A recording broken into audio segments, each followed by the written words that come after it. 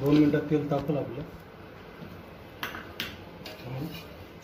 खोबरं आणि कांदे याचा मिक्स मसाला आपण वापरून घेतला. परत टाकून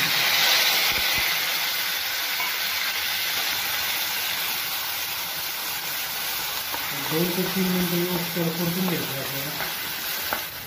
हा दुसरा मसाला आहे आपल्याला. याच्यात धणे, डाळ आणि बाजरीचं पीठ घेतलं होतं, तो देखील टाकून घ्या.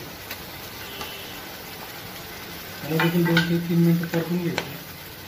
आता याच्यामध्ये आपल्याला खडा मसाला टाकून घ्यायचा. संपूर्ण जो खडा मसाला होता सगळा टोटली टाकून घ्यायचा. व्यवस्थित परतून घ्यायचं. आता आपल्याला एक 10 ते 15 मिनिटांमध्ये पूर्ण आपला मसाला तयार होतो. मसाल्याला त्या साईडने जोपर्यंत तेल सोडत नाही तोपर्यंत त्याला भाजत राहायचं आपल्याला. आपण